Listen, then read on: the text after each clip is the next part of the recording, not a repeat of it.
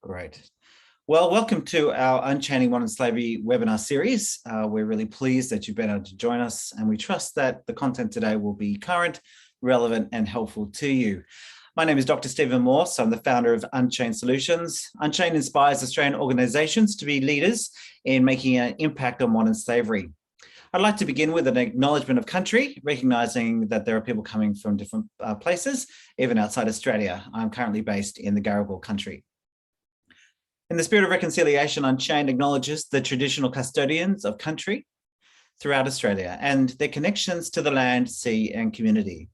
We pay our respect to their elders, past, present, and extend that respect to all Aboriginal and Torres Strait Islanders present today.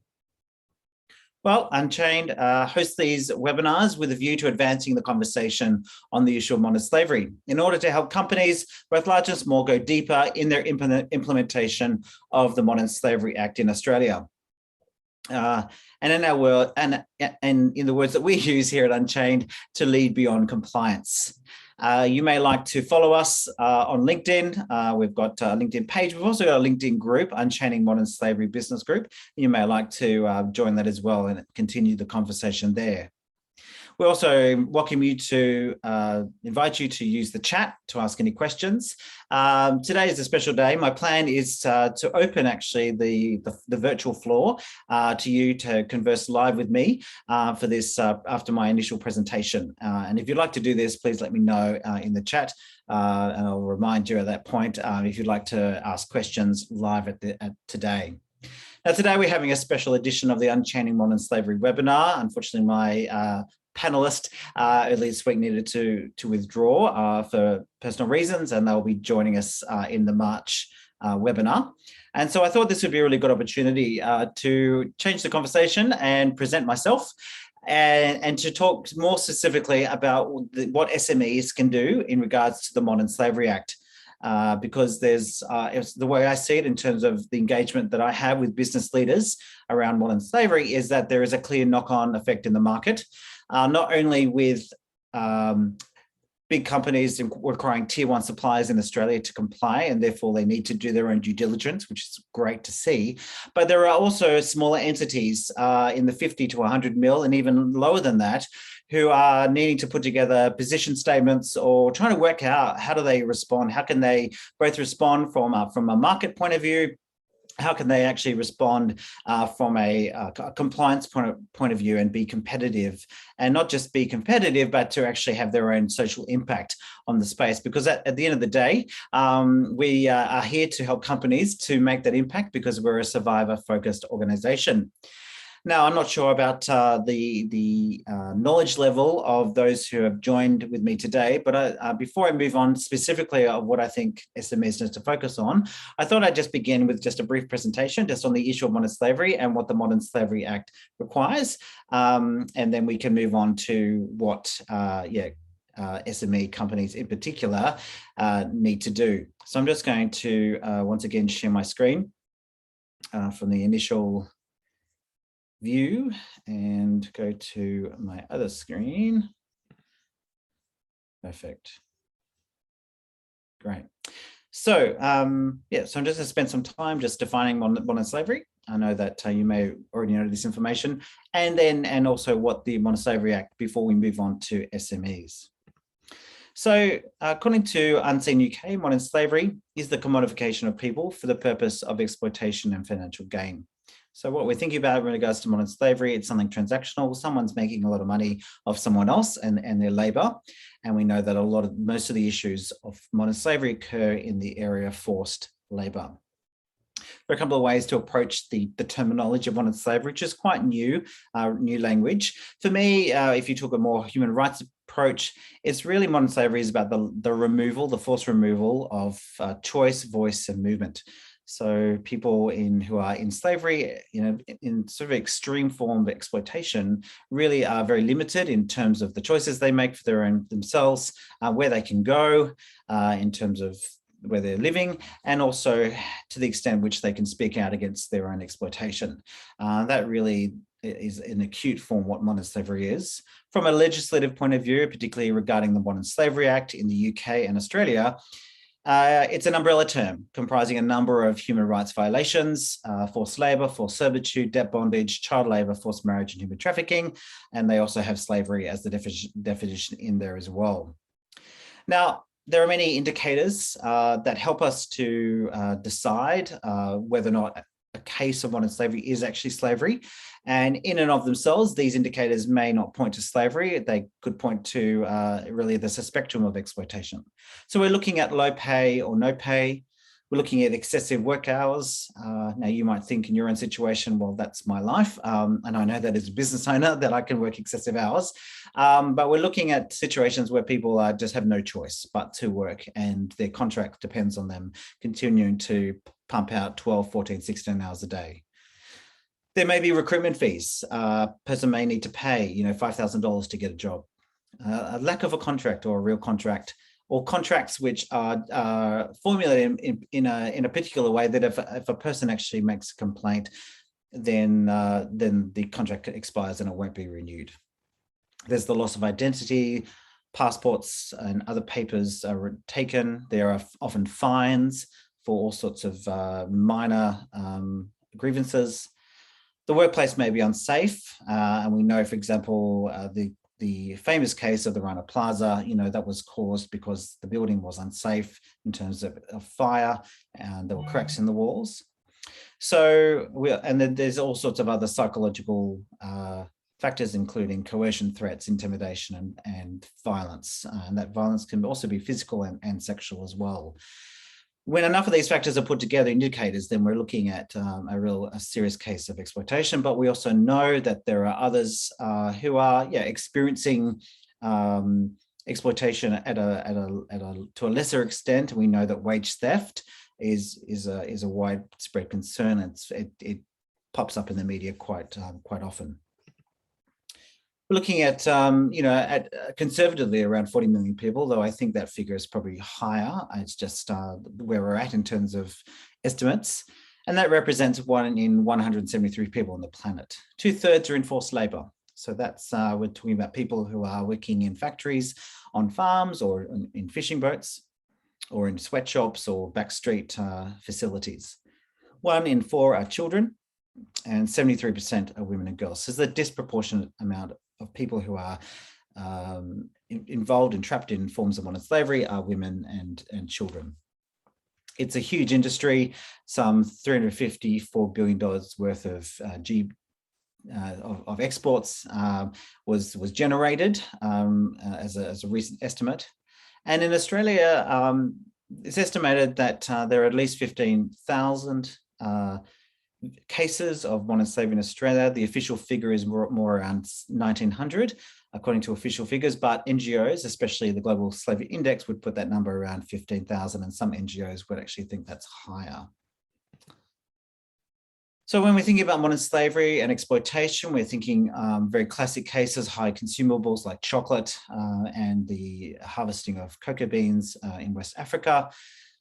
The garment industry in particular, there's high risks, particularly in places like Bangladesh and in India, where women and girls are trapped in the garment making process. And most recently, there's been some attention given to the plight of young men in general on fishing boats off the South China Sea.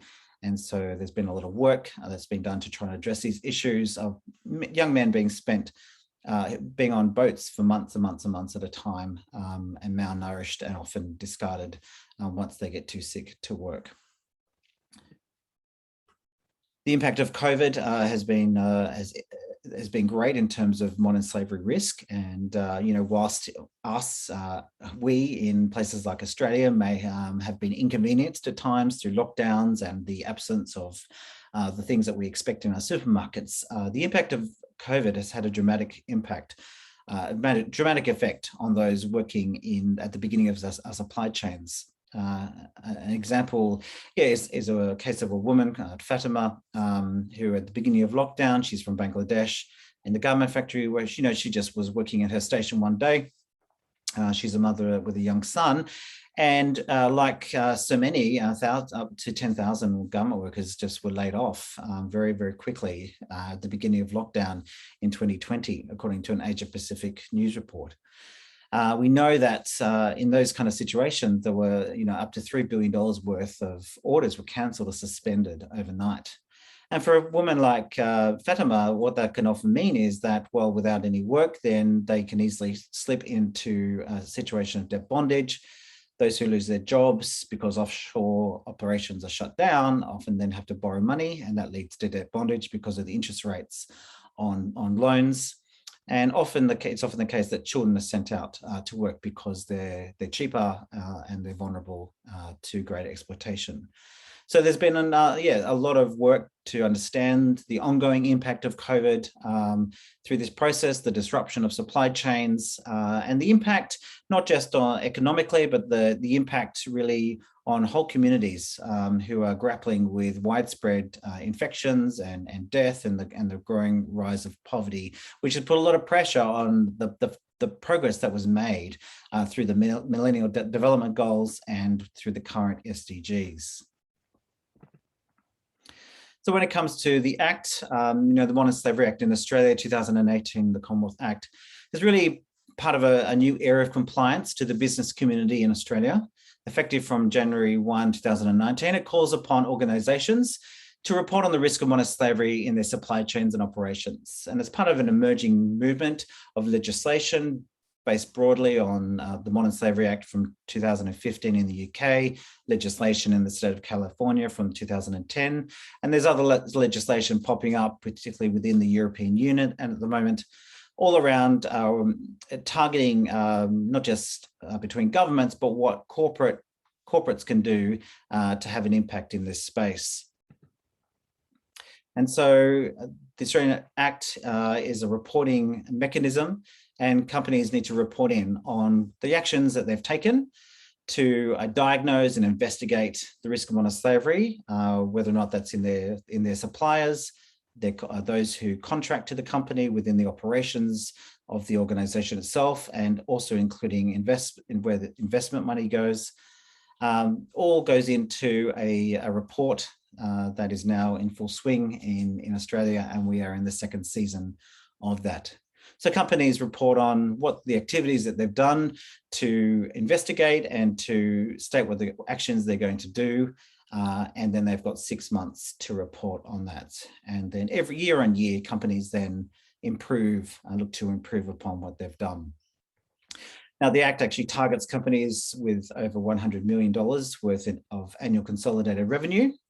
But as I alluded to earlier, many other small entities will need to opt in to comply, and we certainly work with those companies as well, who don't fit the compliance, the mandate of the compliance mechanism, but they see this as an opportunity, or they see this in order to maintain and pitch for business with government and big corporates, that they need to actually do the due diligence process themselves and formally comply with the Modern Slavery Act. According to Louis Bucker, an ambassador at large, former ambassador at large for trafficking in persons in the US, said it's not a question of if, but where and to what extent there is slavery in your supply chains and operations. And so as companies begin to scratch the surface, particularly those companies might think, oh, well, our supply chain is very thin, it's very shallow, there's really not a lot in there, where in services, as companies begin to scratch, then they begin to find. And that's really the nature of the issue. And that's what I think built into the Modern Slavery Act is that the government wants companies to do the due diligence process, layer upon layer, like a croissant, in a sense, to actually do a first round and then come back to it again and see what other work they need to do to build on the foundation that they've set.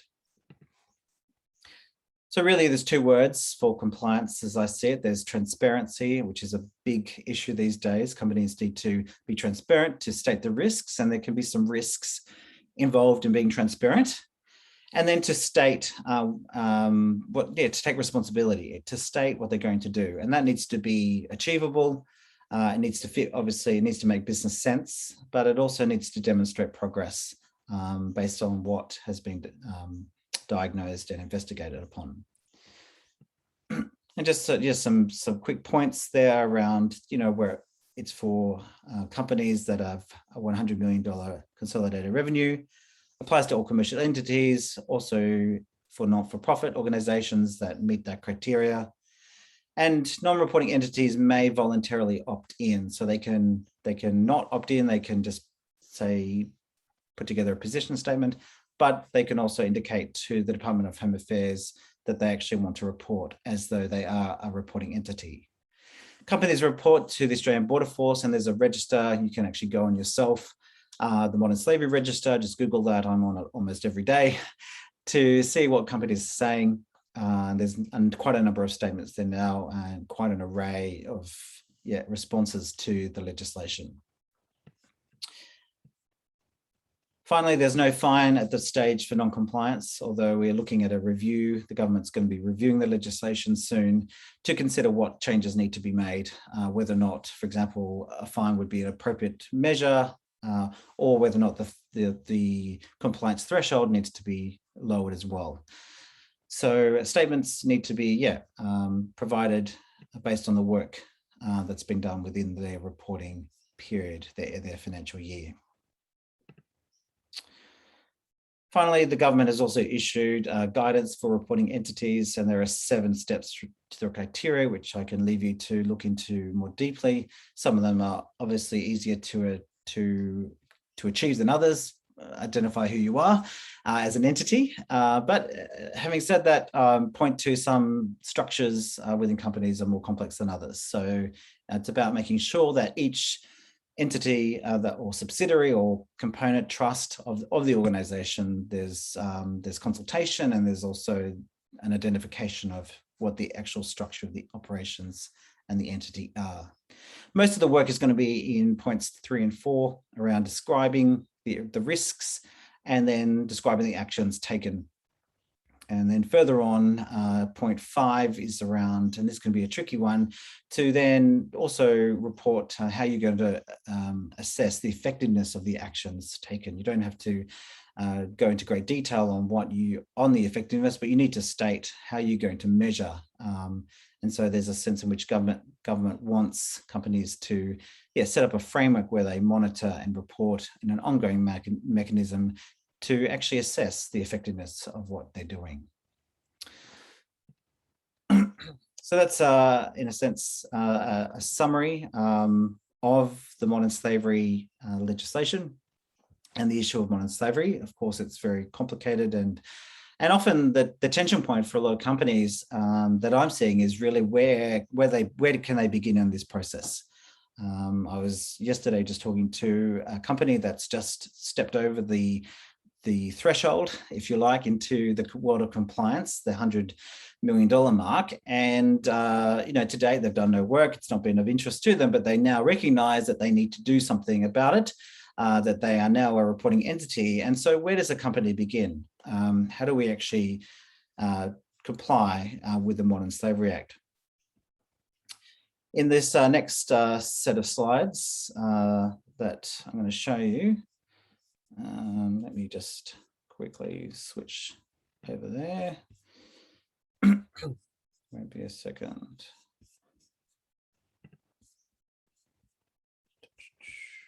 Excuse me a second. Can't find what I'm looking for. Here we go. In this next set of slides, I've put together what I like a toolkit for SMEs. Now, an SME could obviously varies in size. An SME could be a company that doesn't generate even $1 million, and some SMEs can, may be even bringing in $50 million. So there's a big sweep in terms of what SMEs can do and what the capacity they have in order to comply. And so what I've done in this next short set of slides is really to just bring to the attention some of the things that SMEs need to take note of and how they can supply. So let's begin with the SME journey to becoming modern slavery compliant. For me, there's a tension point in the market at the moment between appetite and capacity. What is the appetite for change, and not just necessarily with the Modern Slavery Act, but with other ESGs in general, human rights violations? You know, it could be seen on one level to be a non-essential, and I've certainly had conversations even with reporting entities that this is more of a non-essential, a nice to have. Had many conversations with companies that say, well, yeah, it's a nice to have, but it's, for us, it's not really essential. And I really see there's a tension point there, because there is a growing sense in which, it is essential. The essentiality of reporting is growing in the market. On the other axis is around capacity and resources. So whether or not companies feels under-resourced or well-resourced. And so we'll see from what I can see that, you know, if you see this as an essentiality, as something essential, and you're well-resourced, well, then you are really you're in an agile position here, because you have a license to operate in an ESG-oriented market. If you are well-resourced, but you think it's just a nice to have, then you're probably in what I would class as being a little bit indifferent, that there's no appetite there, but you have the capacity for it. And perhaps you're working on other issues at the moment. It's not the highest priority, but I think you're missing out on the benefits of being modern slavery compliant and what that will mean for your business. On the other side of appetite of the axis, we've got the appetite is there, but you're under-resourced, and perhaps that's a great position, and you might like to talk to me about what you can do. You might want to consider how you can outsource and get the expertise that you need to comply. And then in the other category is around essentially being ignorant. You're under-resourced, and there's no appetite for change, and it could be for a number of reasons why that's the case. It's just not on the radar. But what I say to a lot of smaller entities who fit into this category is that there's an opportunity, as you're building your business, particularly a startup, to embed within your organization the DNA for sustainability, to actually embed that in your organization. So what is it? What are the keys to achieving compliance? Well, if there are 6 things that I think an organization needs, and this obviously will depend on the size of the organization and what they can achieve. But let's to begin really with the solid in the dark blue, a solid framework for reporting. An organization needs to have a solid framework in place to monitor and report on modern slavery risk, with clear objectives of what you want to achieve, along with the right set of KPIs. Having the framework in place and knowing what you want to do and how far you want to go is really important, because that will determine how much resource you put into that, how much you'll invest in it. You know, as Lewis C. DeBarker put it, you know, once you begin scratching the surface of modern slavery risk, some supply chains are quite extensive. And so what needs to be considered, you need to consider what framework you're going to put in place based on your position in the market. And that framework may be very, very simple in terms of what you need to achieve. Second, moving on from that, you need to have, next would be stakeholder education. There's a lot of education that needs to go on in the space, both at the board, executive level, staff, contractors, and suppliers. And they really need to understand the why behind compliance and what is required by the Act. Having the why will drive the commitment to achieving compliance. And it really adds weight when the difficulties set in working out how to comply. You have a really strong understanding of the purpose of this. Down to risk assessment tools, the organisations needs the right tools to map and diagnose and investigate modern slavery risks in the operations and supply chains. And those tools may already exist within certain organisations that they can leverage in terms of business analytical tools. But sometimes, those tools need to be outsourced and found elsewhere.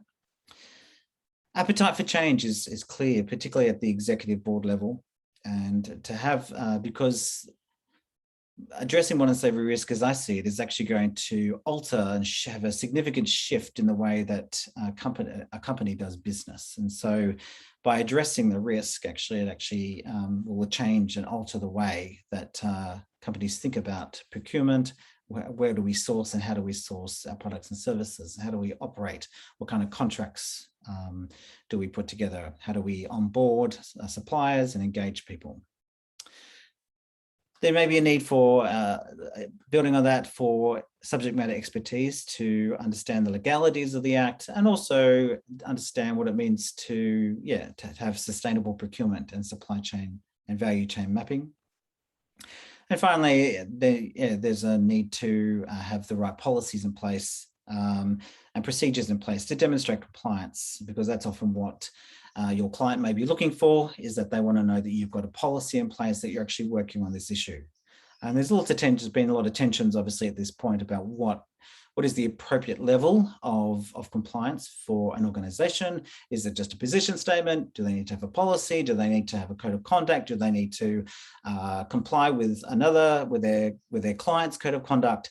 There's a lot that companies need to consider. And I think first up, if a company doesn't want to opt in to comply, perhaps they do create a position statement, and perhaps alongside a broader human rights position statement.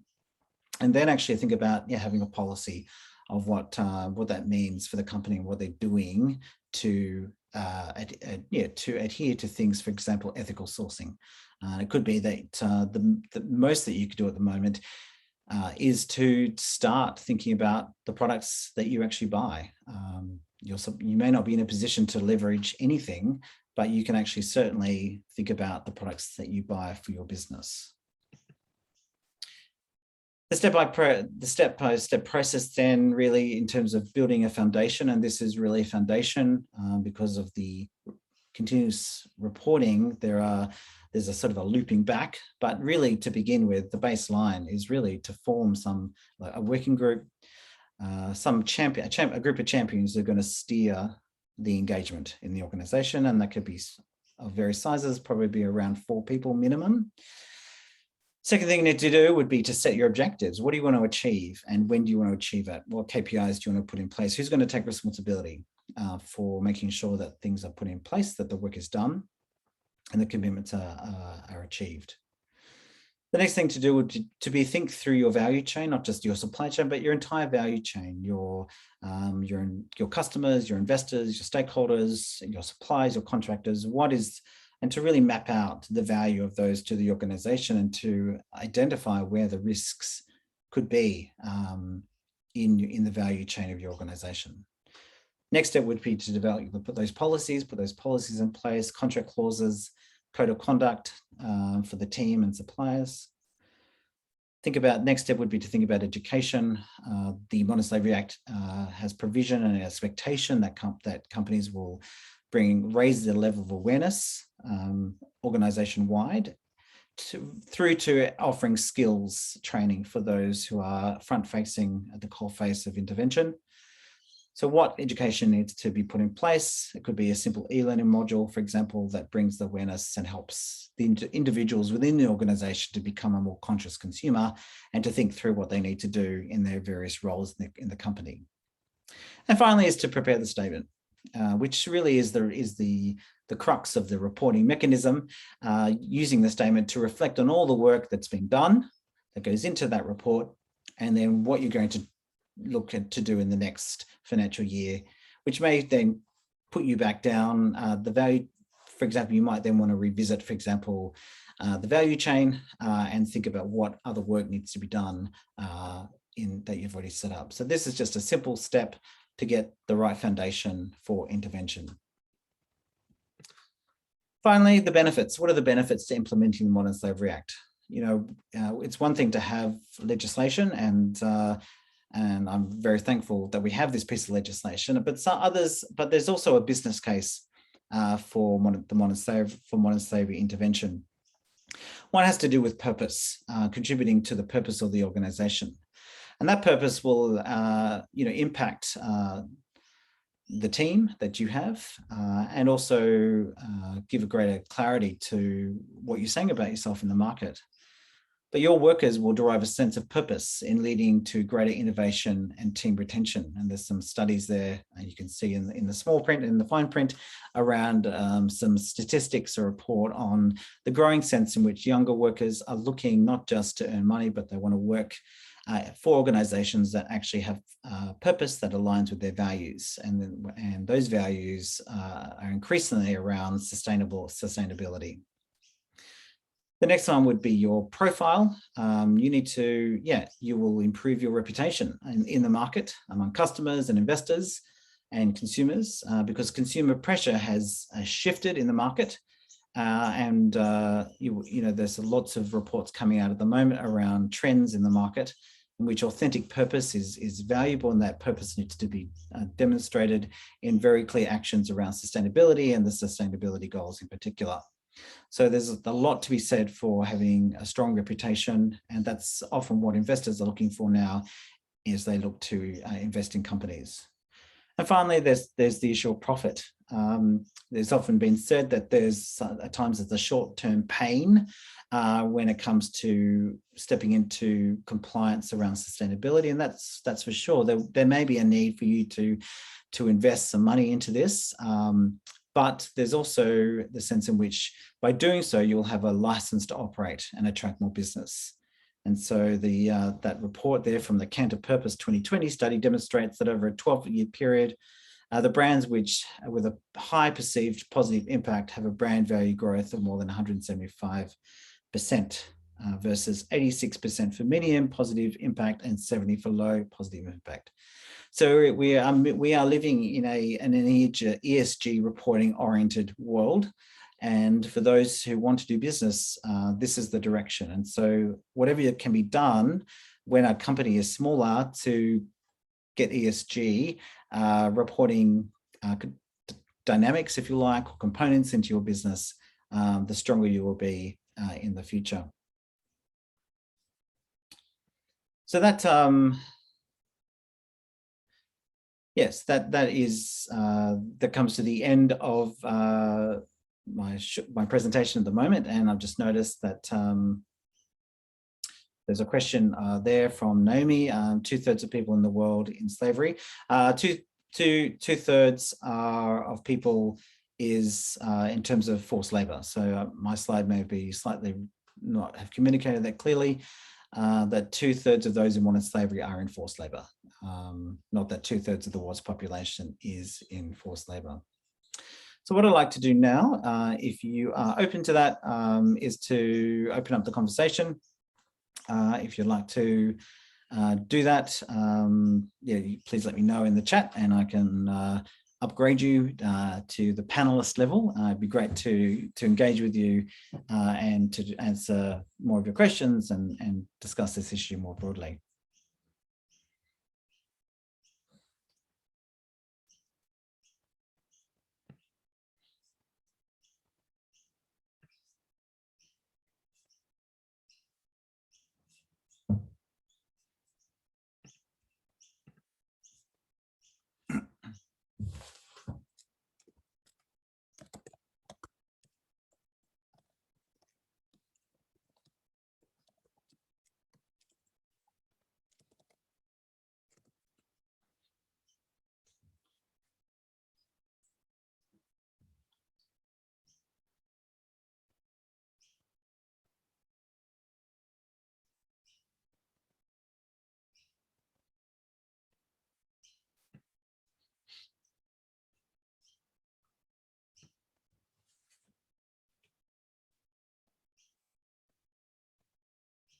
Okay, so I've just put in there if you want to chat with me on this webinar or not. No one is exactly brave enough to do that. Just give it a minute to see if anyone else wants to do that.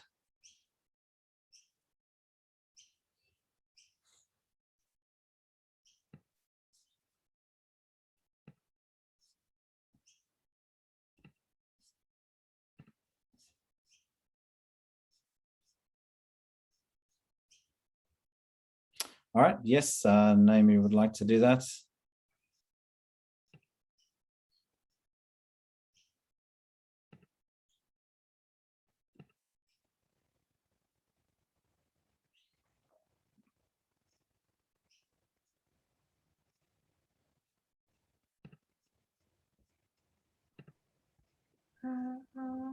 Hi, Amy. Hello. I guess this is a big question that I don't think there's going to be an easy answer for. Mm. But like, is there a solution to slavery? Like, I mean, other than not doing it, I I just I want it to happen, but I just don't think the market does. Without wanting to admit that, right? Everyone complains about the cost of things already, Mm. even though ethically we wouldn't want to be in slavery. I, yeah, I guess what's the answer? Again, I know that hard, big question.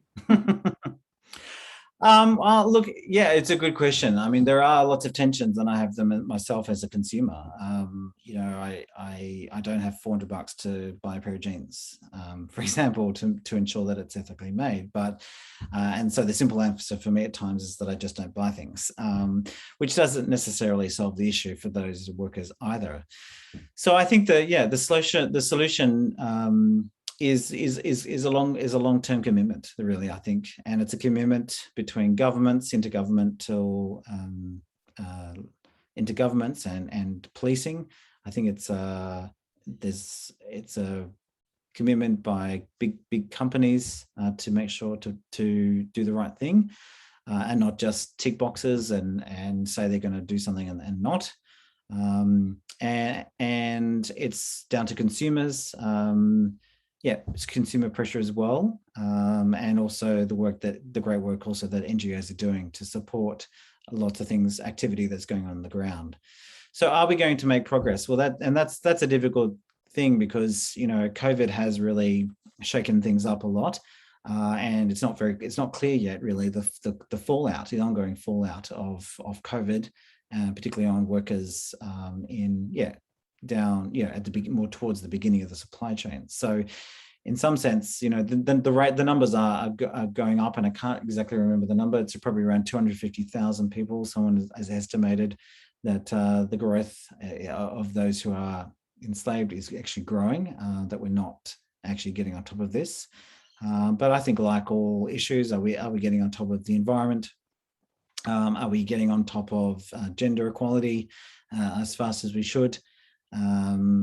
We now, the situation, for example, in Afghanistan, there was progress, and now we've stepped back a bit, and now we have to wait and see how the Taliban are going to progress as a government. So I don't know if that answers your question. I'm happy for you to come back on that. Yeah, I mean, it doesn't as much as it can, right? But I think one of the things that has stood out to me from today is I don't think the general population recognizes that slavery even really still happens anymore. Mm-hmm. And I think if they do think it happens, that it's a smaller number than what you've presented. Right. So I guess it's just a matter of continuing your education program, and all of us who've come today to start that conversation with the people in our lives as well. Exactly. I think education is the key, and I think one of the concerns I have is that I do have my own concerns. The stats suggest that I think it's up to about 87% of people, when asked, do they want slavery in the clothes that they wear, for example. It's like, well, no one who has a microphone put in their face is going to say, yes, I do, actually. I think it's the tension between the vox pop and the point of sale. When you go and buy, are you going to make the right choices? And I think, you're right. I think there needs to be an ongoing education. It's an issue like other issues. It's unless you are intentional with your life, and you put in place structures in your own personal life to make the right choices, then it's very easy in our day and age, and particularly in the age of COVID lockdowns and vaccinations, and we're quite fixated in many parts, rightly so. We're fixated on health at the moment, although at times we're a bit more fixated on our own health in Australia than actually what's going on globally. It's at times it is a tension point, and I see that tension point when I'm talking to business leaders and when they're weighing up whether or not they're going to proceed with a piece of implementation due diligence, because it may not be exactly what they were expecting to pay for, and it's then falls into the category of it's a nice to have rather than it's an essential. So I like to be an optimist. I want to demonstrate the possibilities, but also recognizing, in the world that we live in, it's at times we move forward and then we step back. But I don't. I imagine also, yeah. Stephen, this happens a lot. Like I try to do low tox, like health things and cleaning and all those things. And a phrase that gets banded around in that market is things that have been greenwashed. Mm-hmm. So like there's products that you can buy at the big supermarkets that pretend to be green but aren't really. And I imagine a similar thing would happen with pretty much all the products we buy, in that they've been slave washed.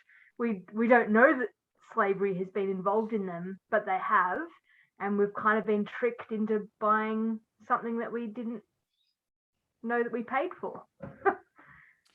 Yes, well, and I think that extends to even beauty products. I mean, there was a documentary the other night around body image and the tricks that are used around, creams and all sorts of treatments. That his skin got worse.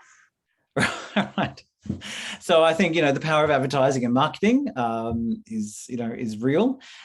You're right. I think there is that is one of the tensions for what companies are doing. I think there are companies out there that are genuinely wanting to do the right thing, but I know there's other companies that are just trying to cross the line and do the least amount that they can do, because it doesn't fit. It's just not in their DNA. It's not in their mindset quite yet. But just because you can buy a shirt for $2 from Kmart, that costs you $2, but it costs that child their childhood maybe to make that, right? That's exactly right. Yes. That's what I tell people when they're like, "Oh, look at the price I got that for." I say, "Well, who paid for that though?"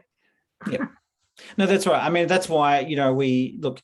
Part of what I do is I don't know how aggressive I am in that regards, but part of my outreach on socials is not just promoting the work that we do and the events, but also having a piece of advocacy just to keep the conversation, to comment on articles that have been posted, or to provide some thought leadership, because it just needs, for me, the conversation, we just need to keep it on the table. And it is a difficult conversation to keep on the table and keep on putting in people's faces. It doesn't make for polite dinner conversation. It doesn't. It's difficult for people to sustain the interest because of this. It's a horror. It's a blight on modern society, on our world, and it's just easier to not talk about it. Thanks so much, Stephen. Well, thank you. Yep, thank you, Naomi. I appreciate your questions, and I hope that I wish you well in your own efforts to make good choices, to be a conscious consumer, and to advocate in this space. And I'm happy to continue the conversation offline elsewhere. I really appreciate you talking with me today. I'm doing an assignment on slavery at the moment, so this is helpful. Oh, great. Okay, good. Yeah. Good. Well, I'm happy to connect and continue the conversation and thanks so much. Provide feedback. Great. Good on you.